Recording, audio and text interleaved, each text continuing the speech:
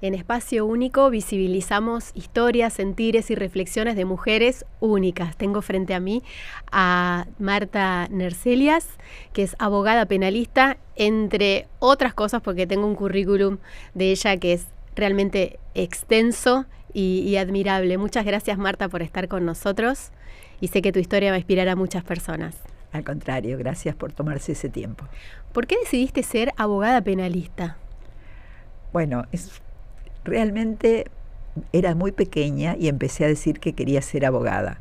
Cuando vi que mi madre entró medio en estupor diciéndome si ser profesora no era más femenino, omití lo de penalista, pero ya tenía pensado esto. Yo quería ser abogada penalista. ¿Había abogados en tu familia? No conocía a ningún abogado, ni en mi familia, ni fuera de ella, ni siquiera mi papá había consultado nunca con un abogado, por lo menos que yo supiera. No sé de dónde surgió este deseo, pero era un deseo intenso como para que yo, que era bastante tímida y comunicaba pocas cosas, sintiera la necesidad de contarle a mis padres, siendo todavía muy chica, es decir, que me faltaba mucho para elegir carrera, que quería ser abogada. ¿Y cómo fue ese momento en que dijiste, bueno, no quiero ser profesora, no quiero ninguna profesión asociada a lo femenino, quiero ser abogada, quiero defender a la gente, quiero hacer justicia en el país? ¿Cómo fue eso? Bueno, una cara de sorpresa de parte de mi mamá, y una cara complaciente de mi papá que me dijo, ¿yo puedo ser tu secretario? Que me encantó. Lamentablemente falleció antes y no pudo, pero siempre que hacía algo en el estudio lo veía sentadito ordenándome las cosas. ¿Y tu mamá qué sintió cuando te vio en la tele por primera vez? Porque vos llevaste adelante casos emblemáticos, ¿no? En materia judicial. Cuando te vieron en la tele o cuando te vieron ahí en tribunales, ¿qué sintieron? ¿Qué sintió tu mamá? Estaba muy orgullosa, le contaba a todo el mundo cada vez que aparecía, y sí, siempre hacía alguna acotación que tenía que ver con lo estético, no con lo que dije. Me marcaba puntualmente cosas. Me marcaba puntualmente que había sonreído poco, que había hecho esto, pero sí estaba muy, muy feliz. ¿Tus papás a qué se dedicaban? Bueno, es una historia más compleja. Mamá y papá nacieron en España. Uh-huh. Mi mamá nació de una familia muy humilde que tenía 16 hermanos y por lo tanto no pudo ir al colegio, o sea que no sabía leer ni escribir. Cuando fue creciendo, en la adolescencia, ella trabajaba de empleada doméstica. Uh-huh. Y con su sueldo quería pagarse el estudio. Había empezado la Guerra Civil Española y ahí le dijeron que estaban los soldados primero y no le permitieron, ni siquiera pagándose, que pudiera aprender. Esto fue una carga toda su vida para mi mamá, le daba mucho pudor. Yo pude empezar a decir que mi mamá no sabía leer ni escribir después que se murió. Uh-huh. Antes le daba tanta vergüenza que aprendía de memoria todas las cosas que podía tener que decir en público para no develar que no sabía leer. Mi papá, todo lo contrario, nació en Pontevedra, de una familia bastante acomodada, y entonces tenía que ser o militar o cura. Entonces mi papá dijo, entre las dos cosas, cura. Estudió en Santiago de Compostela, pero cuando se recibió dijo, yo no quiero ser cura. Y se escapó de Polizonte a Buenos Aires porque no se animó a volver a su familia ni al barrio donde ya lo habían visto con sotana. ¿Y a tu mamá la conoció acá en Argentina? En Argentina, mi mamá no tuvo la culpa de nada de esto. La conoció acá en Argentina y ese gesto de mi papá a mí me enseñó que lo más importante en la vida es la libertad. Es hacer lo que uno quiere hacer, no importa el dinero, no importa que acá haya venido a trabajar de las cosas más simples que te puedas imaginar, porque vino sin un peso, ya te digo, como Polizonte, no le importó nada de eso, pero a mí me enseñó ese gesto tantas cosas en la vida, tantas veces me acordé de eso que no te podés imaginar.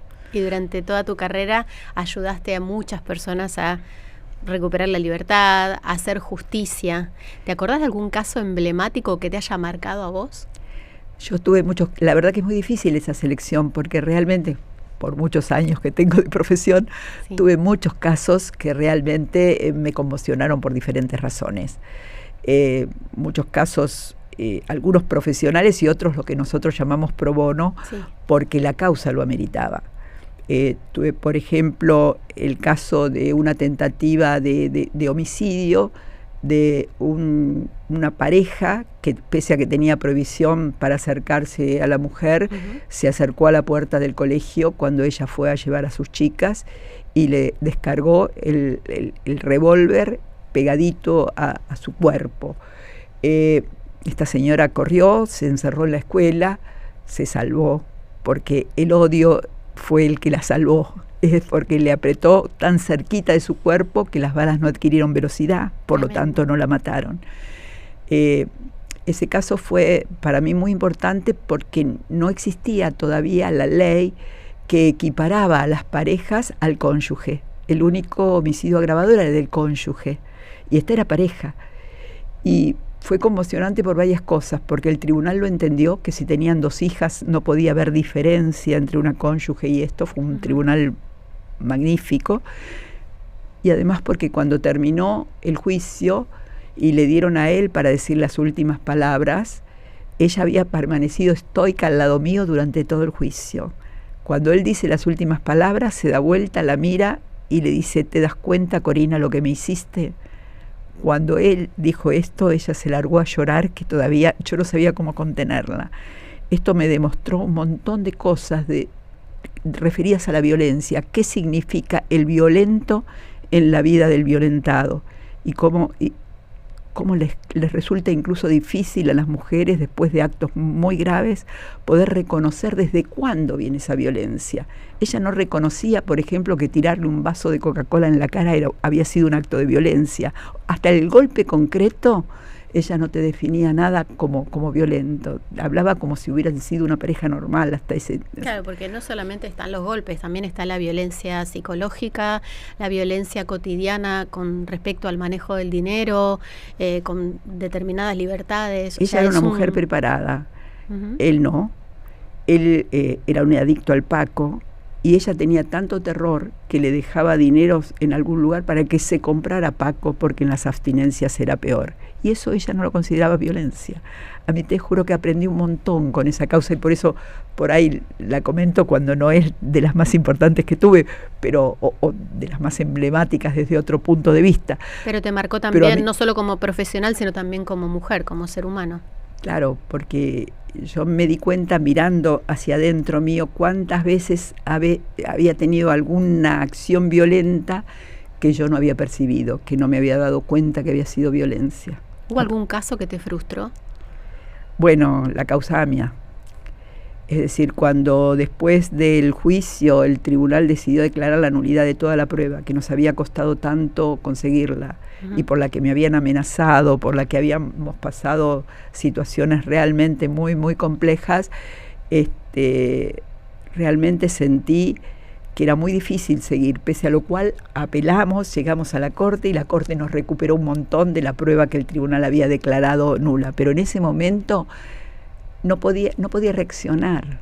Es decir, y eso que uno como abogado está acostumbrado a ganar, a perder, le pasan cosas, sí. Pero que anularan la totalidad de la prueba reunida con una excusa que realmente no era verdadera, no era lo que había acreditado, fue un dolor profundo, porque para mí, además tenía la mirada, en mi nuca la mirada de las víctimas que estaban sentadas atrás, y yo sentía que tenía la responsabilidad de darles una respuesta, y no se las podía dar, porque me decían: todo lo que juntaste no sirve para nada. Fue muy duro. Muy duro. ¿Cómo nació tu vocación por el derecho? Sabes que no lo sé. Tal vez viendo las cosas que no me gustaban, porque era muy... Te digo, yo empecé a decir que quería ser abogada y no tenía más de 10 años, 11 como mucho. ¿No tenías ningún referente? No tenía referente, en mi casa no había televisión, con lo cual no es que vi una serie y me encantó Petrocelli. Claro. No lo sé. ¿A qué edad te recibiste? Me recibí a los 22.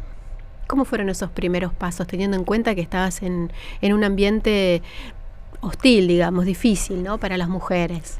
Yo soy tan cara dura que no solamente quería ser abogada, sino quería ser abogada penalista, y no conocía ni un policía, ni un abogado, porque alguien que le deje una sucesión o que tenga un divorcio por ahí cercano, pues, pero alguien que le hagan una imputación penal era más difícil. Me anoté en la licencia, yo di casi todas las materias libres, para recibirme. Yo necesitaba recibirme, así que me recibí bastante rápido y me anoté en la licenciatura de criminología.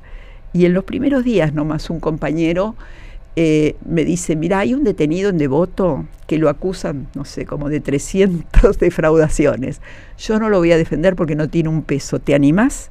Y yo le digo, pero yo no sé nada, yo me acabo de recibir. Y él me dijo, pero acá tenés mucha gente para preguntarle. Me acompañó él a Devoto porque yo todavía no tenía matrícula y tomé ese caso. Cuando tomé ese caso, mi cliente sabía más que yo, él me explicaba.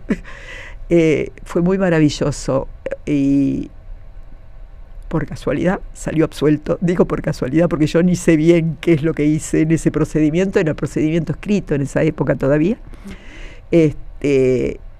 Bueno, al otro día me caían las designaciones de ese pabellón. El teléfono de mi estudio estaba, porque en ese momento ya tenía estudio. Yo empecé trabajando en un bar porque no podía alquilarme un lugar, pero en ese momento ya tenía un estudio alquilado y el teléfono de mi estudio estaba en todas las columnas del pabellón, o sea que todo el que caía ahí tenía que caer en esta defensa.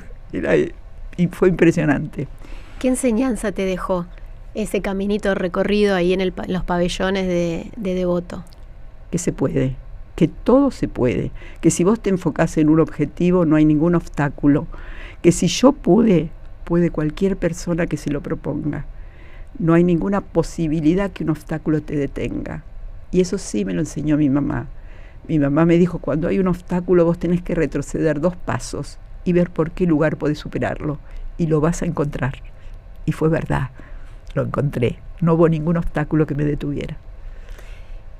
¿Qué legado te gustaría dejar en el mundo de la abogacía, de derecho, en el mundo penal? ¿Cómo te gustaría que te recordaran, teniendo en cuenta que tu trayectoria es enorme, que empezaste muy de abajo en la profesión y que llegaste muy arriba, ¿no? Teniendo en cuenta que a las mujeres antes no le daban mucha cabida en ese sector, en ese rubro. Por lo que supe, porque yo no lo sabía, pero hubo un periodista, Héctor Ruiz Núñez, que falleció, que estaba haciendo un libro que se llamaba Los abogados del poder. Desconozco por qué razón me había considerado una abogada del poder, pero lo cierto es que él fue el que me contó que durante más de 24, 25 años yo fui la única abogada mujer cabeza de estudio penal en Capital Federal. Yo, la verdad, no lo sabía. Mi legado es que la conducta de uno es esencial, es decir, que vos podés defender delitos, pero no podés cometer delitos, que vos tenés que, el escritorio marca el lugar de uno y el lugar del otro, que el respetar las normas éticas y las normas todas que están, es lo único que te puede hacer permanecer en un lugar sin que nadie, yo puedo decir yo a veces digo cosas, soy sincericida, porque digo cosas tanto a los funcionarios como a los colegas, que a veces digo, que sí lo digo de buen modo, de buen talante. Pero no te callas nada. No, había un espía de la causa AMIA que me decía que lo que más le enojaba de mi personalidad es que yo perdón la palabra, lo puteaba con una sonrisa y él tardaba 3 minutos en darse cuenta que era una puteada. O sea, pero no me callo nada, y no me callo nada porque sé que no me pueden decir nada que sea verdad, por lo menos. Claro. Con lo cual me pueden cuestionar mi camino. Lo que haces queda para siempre. Una equivocación queda, todos nos podemos equivocar, pero hay que tratar de enmendar el error lo más rápido que puedas, porque queda ahí, queda en piedra. Eso no se borra. ¿Cómo ves la justicia argentina en estos momentos? Mal. Me gustaría saber tu opinión. Mal. ¿Por qué? Creo que por un lado, porque la infraestructura está mal, hay demasiadas vacancias y entonces los jueces corren de un lugar a otro y han perdido la sensibilidad de ver que lo que tienen, por lo menos en mi fuero hablo, ¿no? Que lo que tienen no es un expediente, no es dinero, no son papeles, son personas, familias en general, porque cuando hay una causa penal es la familia toda la que queda involucrada. Y creo que esa sensibilidad en tanto correr de un tribunal a otro la han perdido. Segundo, estoy ahora, por ejemplo, en 2 juicios orales y en uno de ellos se reúnen como les parece, incluso uno de los jueces ni siquiera enciende la cámara. ¿Cómo puedo creer que entiende lo que dice el testigo, que entiende lo que si ni siquiera le veo la cara, cuando yo creo que es esencial que estén ahí presentes, que vean la reacción del testigo? El cuerpo habla, no habla solamente la palabra. Y segundo, han perdido mucha credibilidad, porque la jurisprudencia no es permanente, varían según el apellido de la persona que está involucrada. Existen muchas diferencias de tratamiento de uno y del otro lado del escritorio. No hablo solo de los jueces, también hay abogados que actúan en una forma cuestionable. Es decir, yo creo que hemos perdido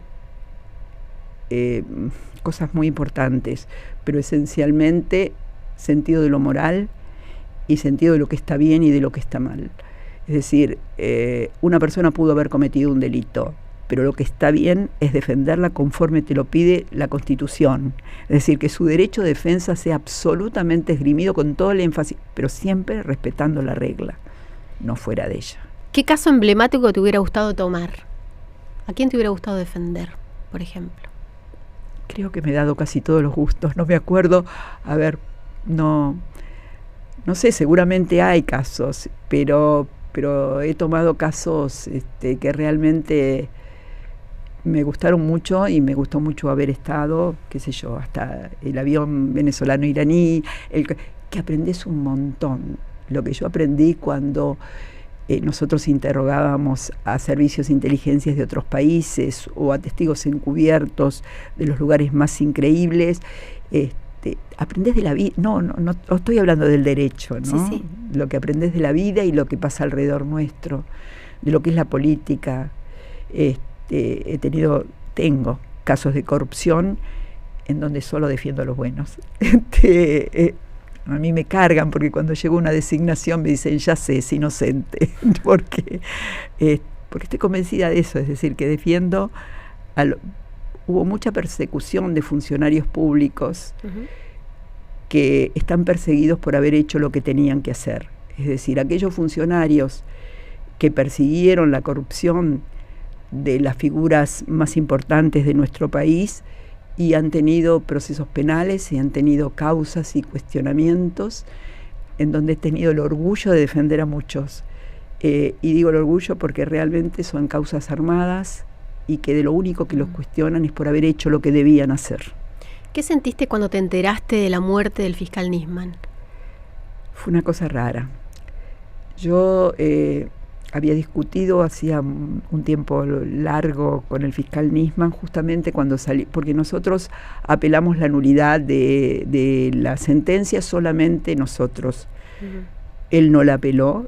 Yo me enojé por esa no apelación porque él había pedido prisión perpetua como nosotros.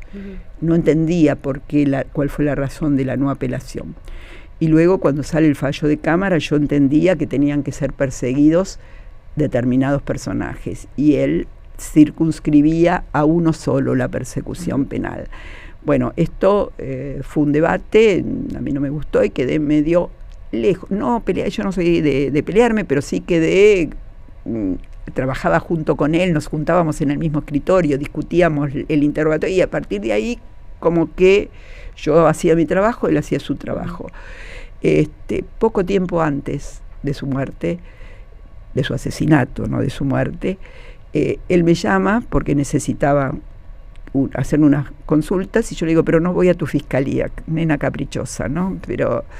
Y él me dice, bueno, en el bar de la esquina de tu estudio. Nos reunimos ahí y él me comenta, faltaban 8 meses antes fue, él me comenta que estaba haciendo esta investigación, que después que hiciera la denuncia yo le iba a devolver el saludo. Porque era todo lo que yo venía sosteniendo en estos debates. Yo le pregunto cuándo la va a hacer y me dice cuando termine el gobierno de Cristina. Yo le digo, ¿por qué no ahora si tenés todos los datos? Y él me dice, porque van a creer que es un tema político. No me convenció, pero bueno, Él era el que decidía y el que tenía la prueba. También me dijo en ese momento que su prueba estaba en 3 lugares distintos y a buen resguardo. Prueba que nunca apareció. Y estoy segura que estaba, por la forma en que me lo dijo y los datos que me dio. Y bueno, después de eso, cuando él viene y hace la denuncia, yo le mando un mensajito felicitándolo. Y le pido cuando nos vemos que me cuenta, y él me dice: el lunes voy al Congreso, así que después de lo del Congreso nos vemos.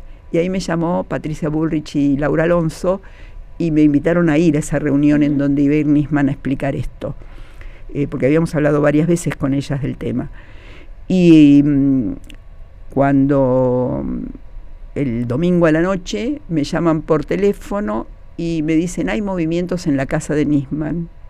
Yo digo: si hay movimientos, lo mataron, pero así no tenía un solo dato. Nació.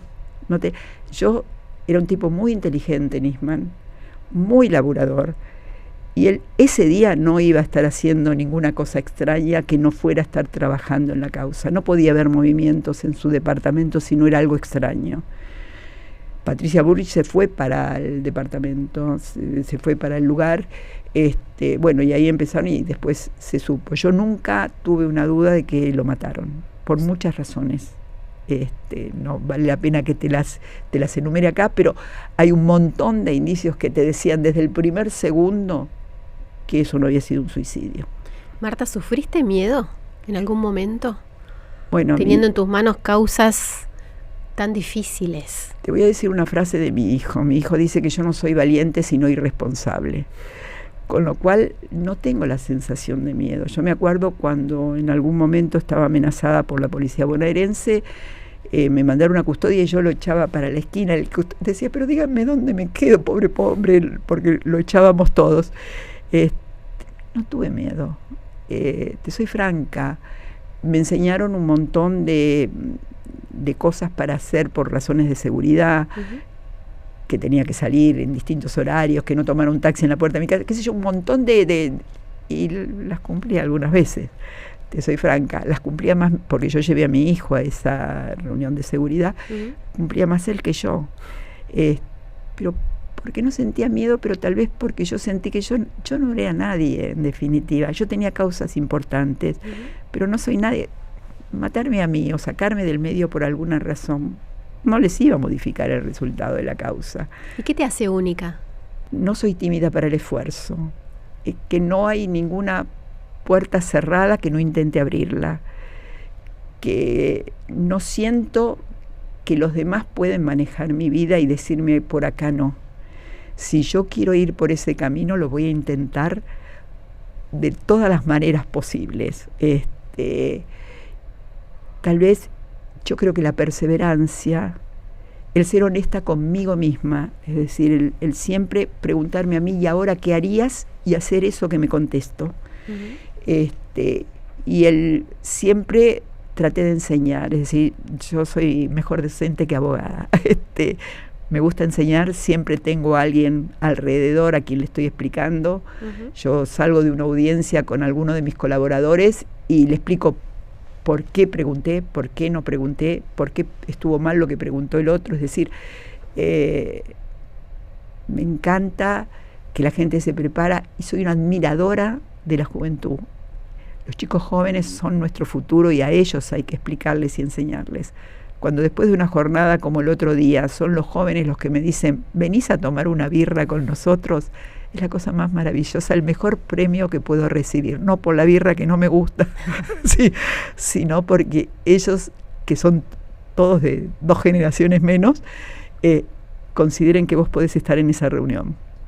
Y después de tantos años de trayectorias, de luchas y de causas tan grosas, tan grandes, ¿cómo haces para mantener la pasión por la profesión? Esa llamita que nunca se apaga, ¿qué es la que la mantiene viva? Amo lo que hago. Muchas veces mucha gente me sugiere por qué no dejo de trabajar. Sería imposible.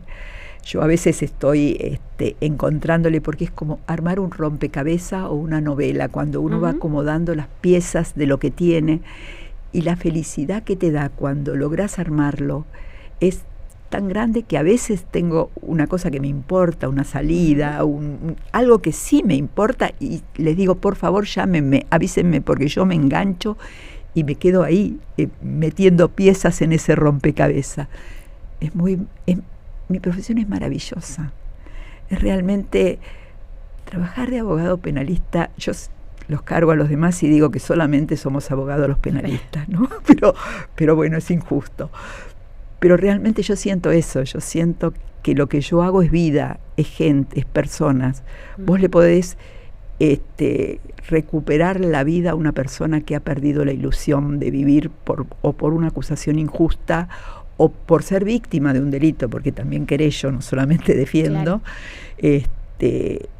Y cuando una persona tiene algo cercano a lo penal, sea víctima o victimario, da igual, se modifica toda su vida y todo su entorno, su familia, su todo. Es decir, entonces yo siento que es tanto lo que uno puede hacer en este trabajo que realmente espero poder hacerlo muchos, muchos años más. Y bueno, cuando se me acabe la chispita, porque no por el entusiasmo, porque esa creo que no se va a acabar, sino por la capacidad de enfrentar los temas, espero no darme cuenta, porque me va a doler. Te voy a hacer la pregunta con Mafi. ¿Considerás que la educación financiera es una de las principales herramientas para poder frenar la violencia económica contra las mujeres en los hogares, por ejemplo? Es absolutamente imprescindible. La cantidad de veces que yo he visto mujeres imputadas por hechos de los que no tenían ni idea que habían sucedido y que habían sido utilizadas muchas veces por sus parejas o por el varón de la casa. Sí. A veces con buena fe, porque pensaban que no iba a pasar nada grave, sí, y otras veces con mala fe.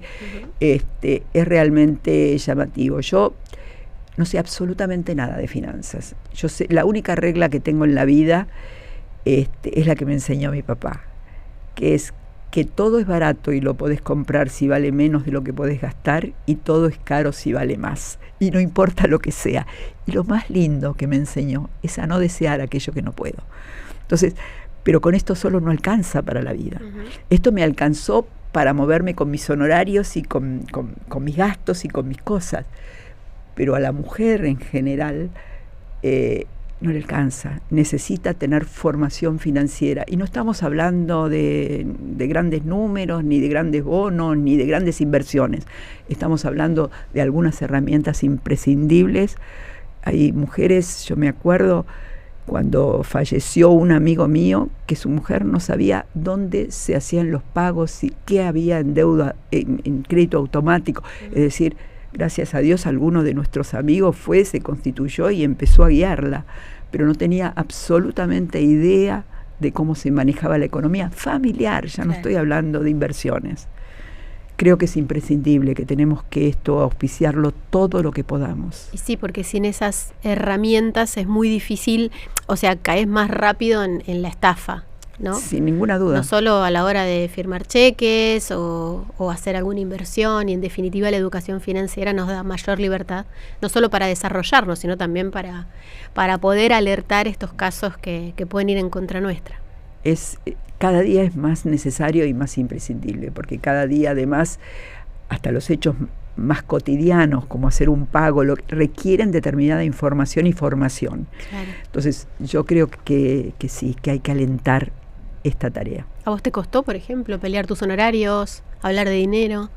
A medida que te fuiste independizando. Es la única, siempre trabajé siempre, nunca trabajé en relación de dependencia. Desde, ya te digo, estaba en un barcito, pero estaba yo solita con mi alma. Pero lo único que me cuesta, te diría, de mi profesión es el tema honorarios. No sé, pero voy a confesar algo que puede ser usado en mi contra, porque no sé muchas veces cuánto pedir, y después no sé si me lo pagaron, no sé llevar el control, tengo que recurrir a la factura, saber, ¿pagó fulano? Tengo idea. Más cuando yo me entusiasmo con un tema que me gusta, no me importa lo que me diga de los honorarios, pero está mal.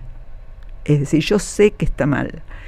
Y además yo nunca tuve ningún apoyo económico de mi familia, imposible, y tampoco tuve un varón que me ayudara con esa tarea, con lo cual yo tenía que defender mis honorarios. Y ahí solo aprendí que cuando estaba por sacar el último billete de la billetera tenía que mirar en la lista quién me debía y salir corriendo a pedirle. Marta, la verdad que me quedaría hablando horas con vos porque sos una gran mujer, una gran referente. Agradezco muchísimo tu tiempo y gracias por tu pasión. No, eso no depende de mí, me sale desde la panza. Es tu pasión. Sí. Bueno, gracias por hacer una Argentina un poco más justa. Gracias por el reportaje.